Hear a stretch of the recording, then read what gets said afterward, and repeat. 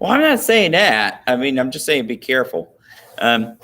Hey, folks, it is September 11th, and today we are going to talk about what happened September 11th, 2001. And if you have not finished reading the document that I put up there, go ahead and do that. I am going to put up some questions that you need to answer from the first half of that document. In fact, I'm going to go ahead and do it now. I'm going to send those questions onto the Google Classroom. So then we are going to discuss 9/11 here in the class. I'm going to play a little video for the kids who are in here. I don't have that link for you now, however. So here, let me get it off my phone. I'll put it on the Google Classroom for you. This is going to be for grade. Next week, we're going to discuss the second half of that document.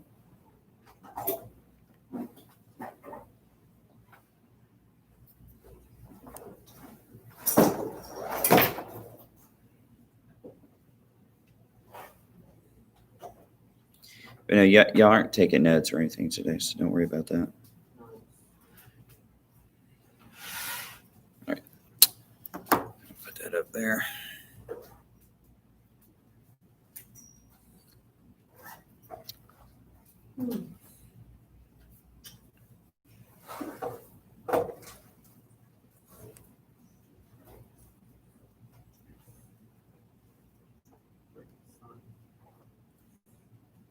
Is it bothering you? It's good for you. A little bit. If it's like totally destroying your life, well, I mean, it can be bad for you. I've had skin cancer. I had to go through when I was 29, I was diagnosed with stage 3 melanoma. It was like spreading through my body, and it's the most deadly form of melanoma. And usually it's like for old people, like usually people in their 70s. It's skin cancer. Well, think about a mole that gets super big, and it looks like burnt hamburger meat, and then it can spread through all of your body, especially the brain, and it'll kill you.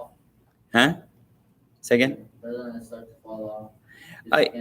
No. What it does is it's cancer. What it does is it starts making those worthless cancer cells replace other parts of your body and make tumors. So if it goes in your brain, it's destroying brain matter and making this worthless hunk of just death meat there instead. And usually, or it could happen in your lungs, other parts of your body. Your organs shut down eventually, It's like really bad. But yeah, I had to have surgeries to cut it all out. I had to go through a full year of, I had to go through chemotherapy when the radiation kind of, my hair didn't fall out. It was called it just messed with my immune system pretty hard. Let me see. Wait. Oh, wait.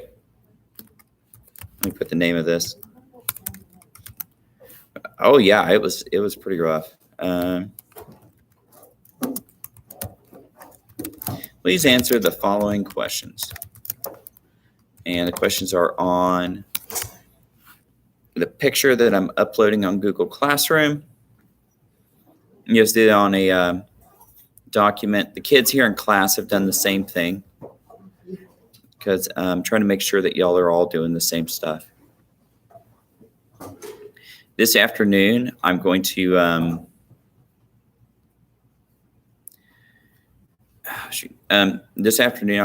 post the topics that you're going to have to study for your test. And so I'm going to post that for everybody on the Google Classroom. So we're going to study for it, or I'm going to mention it in class again on Monday. And then we're going to have a study day on Wednesday where we're all going to review for the test. And I'm going to show you exactly how I have my test done. I give you 4 essay prompts. You pick 2. You write 2 mini essays within class. I'm going to show you how I want those done. and then that's your test. Usually, people score better on my tests than on my quizzes. It's weird. But remember, I'm not a literature teacher. I want you to write to the best of your ability. But if there are some errors in punctuation and spelling, I'm not going to be very hard on you. I'm not looking for that. I'm looking to see if you know the content, if you know what we're talking about, not your P's and your Q's. Sorry, it's taking forever. The internet's really slow right now. It's probably because I'm streaming and I'm downloading it. Probably so. Probably so. Oh. Anybody want lunch today? What is it? Chicken nuggets. Chicken nuggets. I'll take it. I get one. 2, you're both A, 3 A. I'll be lunch today. I'm A. You're B? 2 B's and 1 A. 2 B's, 1 A. Okay. Thank you. So y'all switch. B days I have A lunch and A days. It's so confusing. Is that different times? Yes. What? One's before class, before third period, and one's after. Wow, that would mess my system up. I have to Mine's at 11:10. I have lunch at 11:10. 11:10. That's early. That's early. I'm not hungry at like 1. Yeah. Yeah, I gotta admit, That's what you I have a snack at 10 and then I eat lunch at 2. So I guess I'm kind of in the same boat. Wait, so like, nurse, Yes, sir. have you ever just gotten out of bed and taken a cold shower? Like in the mornings? Now you're. Why are you interested in my showers? I don't know. It's like That's I'm just like I'll just go as far as to answer I bathe. Okay? The end. My Yeah, brother asked me the same question. But how long do you shower? That's Okay, that's weird. I'm seeing if I can see that's too much. It's too much again. Hey, all right, so let's go ahead and begin. So today is the 19th anniversary to national tragedy 9/11, and you're all too young to have been alive then. My brother was No, I was born. 20. He's 8. No, I'm 20 now. You're 20. I'm sorry. I just got held back several times. It made me very sad. Okay. Yeah, they Um, wouldn't let me pass high school. well, here's a question I have. You have an aunt. If you want to talk about it, raise your hand. So, who has had their parents or somebody tell you where they were during 9/11? Because usually people who lived during that time remember. Yeah. So.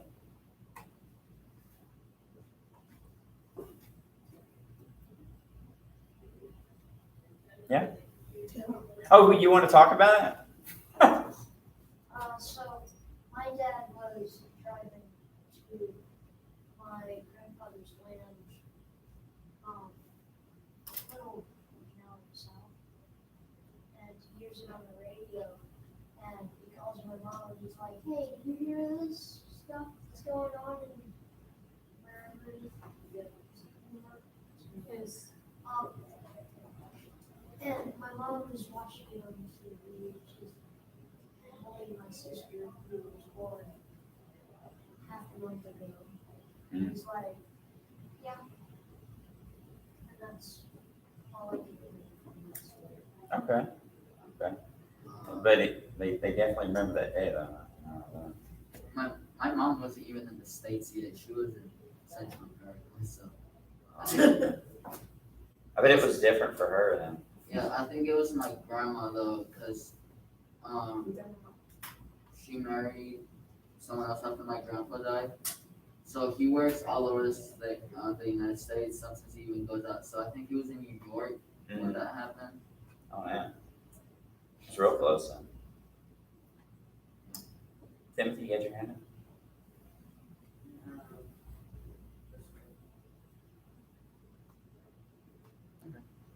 Anybody else? Yes, ma'am. My father was in New Jersey when it happened. Whoa, that's really close. But did he say like what he was thinking at that time? Well, like, he didn't hear about it immediately. He was kind of confused because, like, he did see a lot of people, like, running and stuff. And, like, Yeah. he was, like, kind of confused about it. He didn't really say anything to me that much. was just trying to get to work. No. Well, I think he said like his job closed because they were scared, like another plane was gonna crash through. So Yeah, my wife was still in school at the time, and she said they closed down school. Some people said that the teachers brought in TVs so they could watch the news and see what was happening. Like I was in the Army at the time. I just had my 21st birthday, and like I remember, yeah, we were in Germany on a base then, and we were getting ready because the next day we were going to go train for a few weeks. And we're just going to be out in the woods, like with blanks and stuff like that, like training.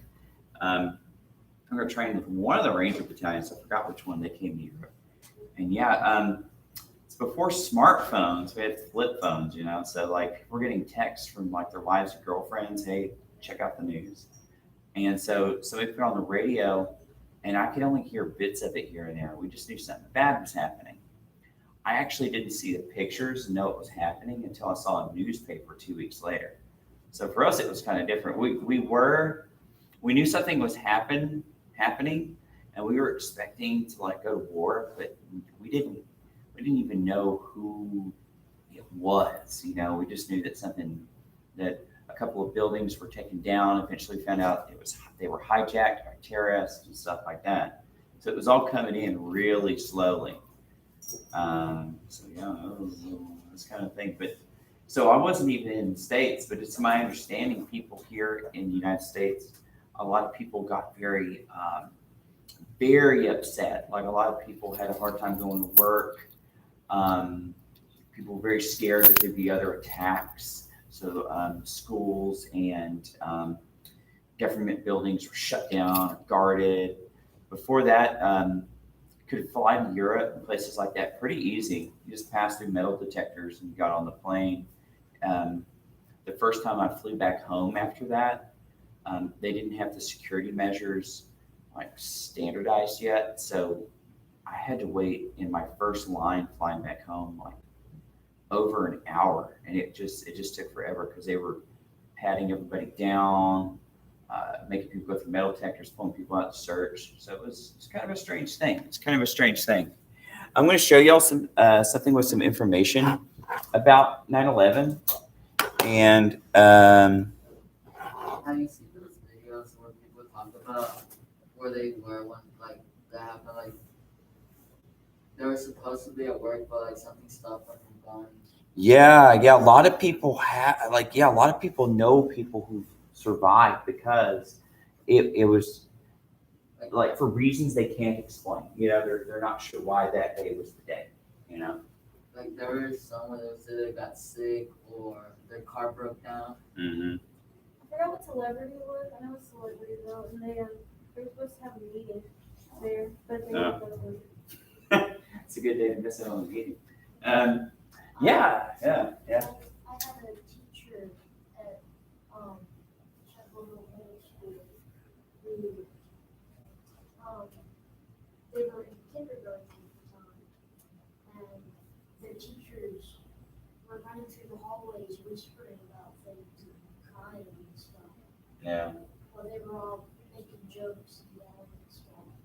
Yeah, they're kindergartners. They don't know what's They're going on. kindergarten. Yeah. They don't know what's happening. And then their parents come to pick them up before lunchtime. Yeah, and that happened across the nation. That's the thing about days like this in a country. It really was a national tragedy. It was something that affected everyone across the country.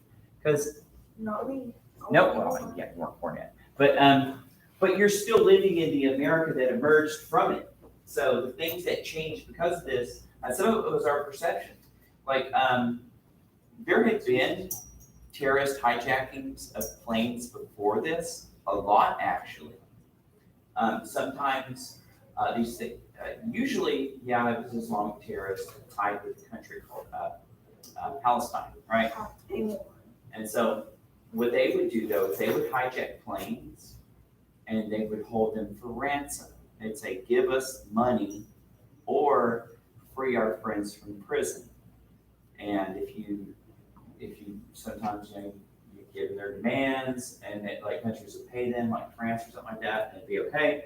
Or other times they would send in guys to get them after they landed. So they thought it was going to be something like this.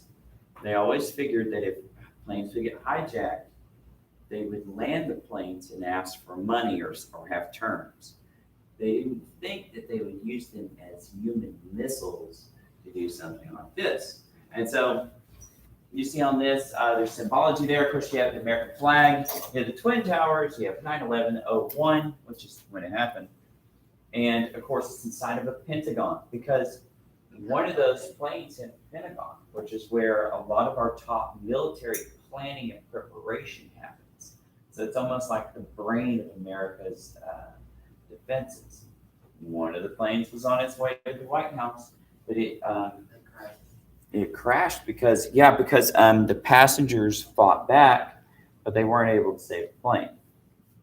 Did they die? Yes. Oh yeah, Yeah. they all died. But it was a sacrifice to save many other people's lives, I remember hearing a story about one of the guys. He was on his phone with his wife. Yeah. There was this video that I watched, and like it was giving the times and what happened, like all the major events that happened with the planes.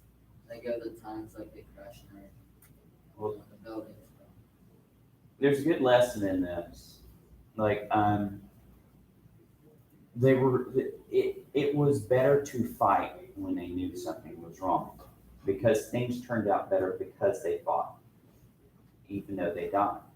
The same goes for this. When I used to work for the state, I had to go through a training that was a national training for missing and exploited children.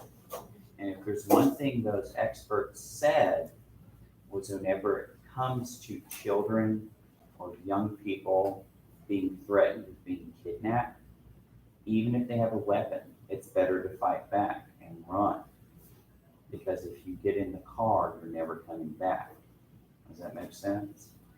Never. It's dark. It's dark. There's bad What if I people. what if I want candy? Then you better just run away and get some candy later. And how is it flexible when they do it? It's much easier to just go to Walmart. Yeah. If you ever want candy, just come on. All right. So, So It was it's bad in the back. all right. So 9/11/01, 19 terrorists hijacked 4 planes. We'll talk a bit about who those people were in a minute. The intended targets were the Twin Towers, north and south. So these, at one time, were the tallest buildings in the world. They did a lot of different things. They had offices in them that people could rent out to do a lot of businesses. It Oh, even no, had I things mean- like daycares for the workers in there. Weren't there like a trading? Yeah, it had a lot of economic trading and Trade things like center. that. I So, would not want to work in there just because like if the earthquake happened. but that's the thing. That's one thing that pulls people to live in the cities is that there's high-paying jobs, right? And so there was a lot of high-paying work in the Twin Towers. It was known as kind of like symbolically, it represented our wealth and success, right? That's why they wanted to target it. The Pentagon represented our defenses, our military, right? So that's why they targeted that. Washington, D.C. represented all of our government. So 3 of the 4 targets were hit. D.C. was not, as we already mentioned. Those people are brave who go up there because I can probably get to the 10th floor when I go to Dallas.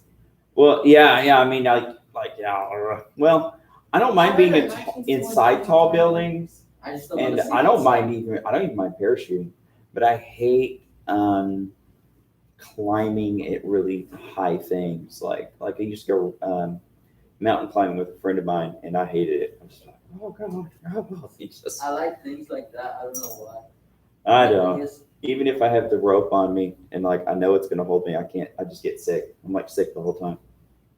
I know, see. Ugh.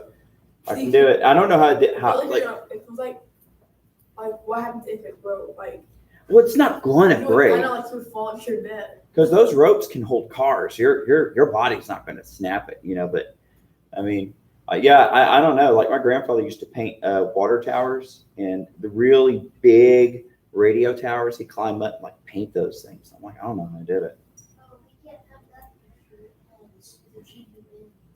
Oh well, okay. So Anyway, His fault. who were the terrorists? They were part of a terrorist network called Al Qaeda. These were Islamic terrorists, and so they were led by a guy named Osama bin Laden at the time, and they wanted to attack America for several reasons. They said they were upset that Americans had troops in their part of the world, which they considered sacred.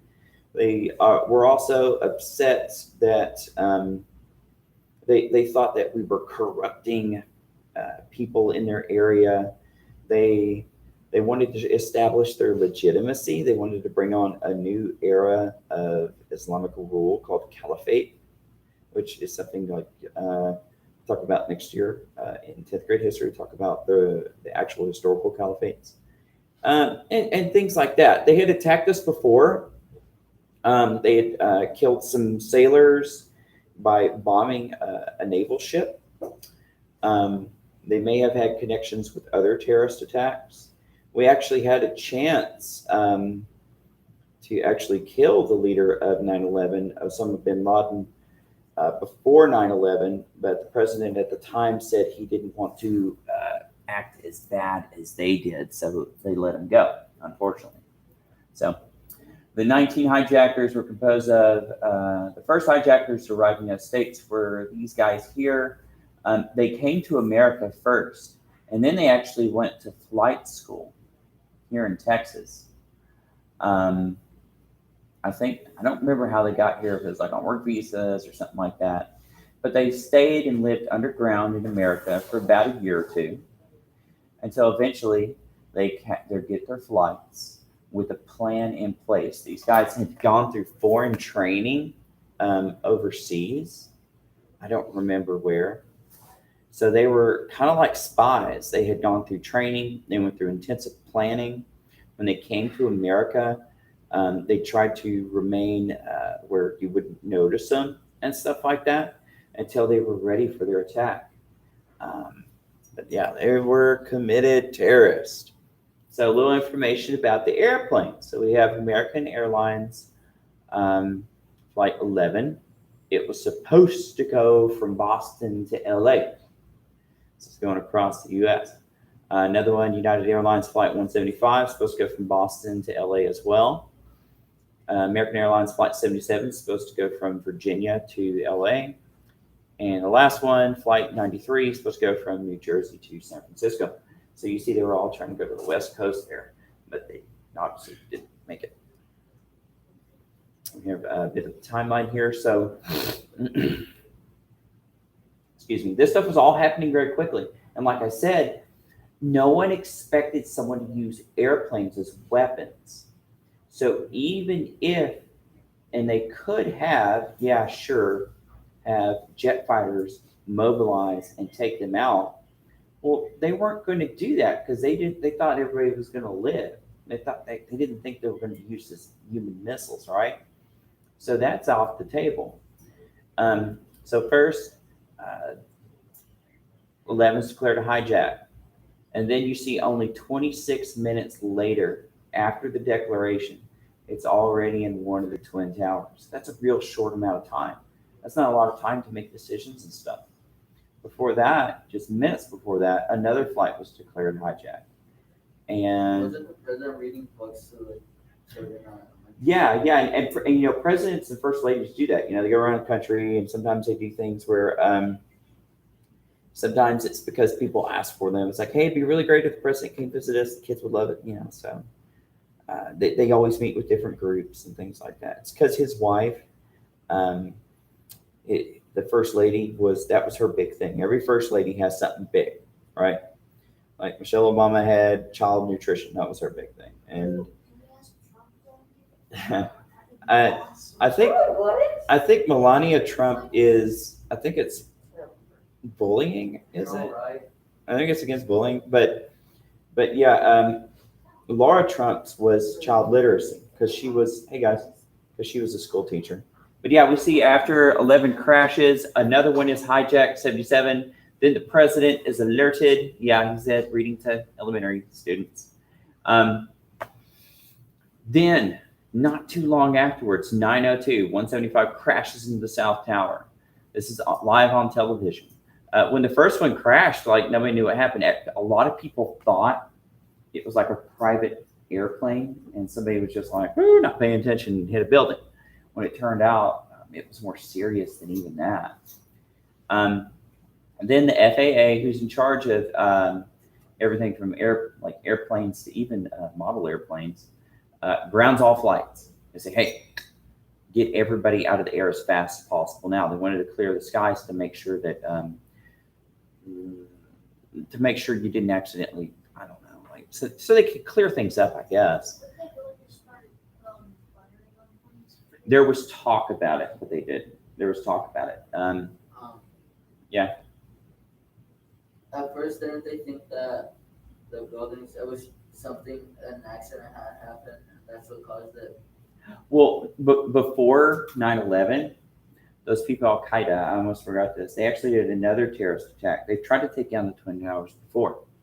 They had some guys actually bring a van full of explosives to the basement of one of the towers and blew it up. But it didn't work. The building stayed up, right?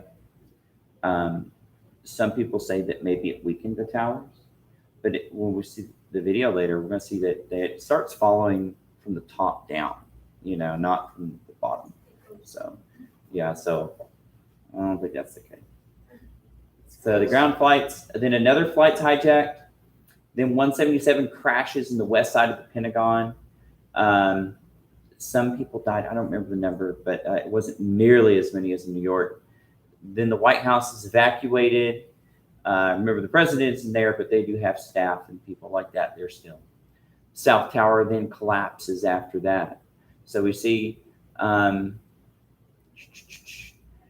it takes almost an hour, but that building's so tall that it takes a long time. I remember hearing a story about this one guy. He was actually an immigrant from Ireland, right? And his job was to be in charge of safety of the Twin Towers. And after the bombing, he in the basement, he took it on himself to rehearse people evacuating the building over and over and over. And because of that, they think because of him having those people practice may have saved a lot of lives, right? So that's why we do fire drills. They were also saying that people were getting out of the building, but then since they're saying that they had this thing that if something happens, just to stay where they're at. Yeah, a lot of people did stay where they're at. And some people were trapped because they may have been on that floor or above the floors where the plane hit, so they couldn't go down. There was still congestion, so it was really hard to get down. Power went out, so they all had to go downstairs. I think the scariest part would have been being in the streets beside it, and then because people were jumping off the tower. Yeah, those pictures are terrible. Sound Yeah. it makes when someone hits the pavement and crunches. No, it's flat. It sounds like it's from a video game. Because watching a video in 6th grade had it in video. Well, we're not watching anything that graphic. All right, so 1002 Sears Tower in Chicago is evacuated. That's another large tower. So what this is signifying is across the nation, places were shutting down. People were getting out. Then Flight 93, which was supposed, according to terrorists, supposed to go to Washington, D.C., is going to crash in Pennsylvania. It's because the passengers are going to fight the attackers. We know the attackers, they took over these planes with just box cutters, just like razor blades within a handle, right? They didn't have firearms or bombs or anything like that. It goes to show, though, how sometimes fear can make people compliant, right? So then we have the North Tower is going to collapse as well, and 7 World Trade Center. So the buildings around it are going to be devastated. There's the camera that captured the first plane. Smartphones now. It's in a museum. Yeah. Here we have an image where hit the first tower, and then the plane about to hit the second tower. Yeah, that's terrible. And there. I know it's kind of terrible. Uh-huh. It's kind of satisfying seeing it crunch down. I'm sorry. When it falls, the way it falls is kind of satisfying. I think there was Sounds a like teacher- something like I would keep to myself. All right. Yeah. There was a teacher that said that they were outside New York. I guess they were studying over there or something, but they were with a roommate. They had roommates and everything. Uh-huh. And they were just looking out the window how there was smoke coming out. Oh man, yeah. People who were there said that you could see it for miles, right? On the left, there's the Pentagon. On the right, there's that field in Pennsylvania where the plane went down. There's the towers as they were before it came down. There it is without them. Of course, they have the museum there now with like the beams of light coming out. So, I mean, it's, I know that if you go to the History Science Museum in Dallas, they have a big steel beam from the Twin Towers there in the museum. Like as you enter, it's like the children's history. I think, I don't remember.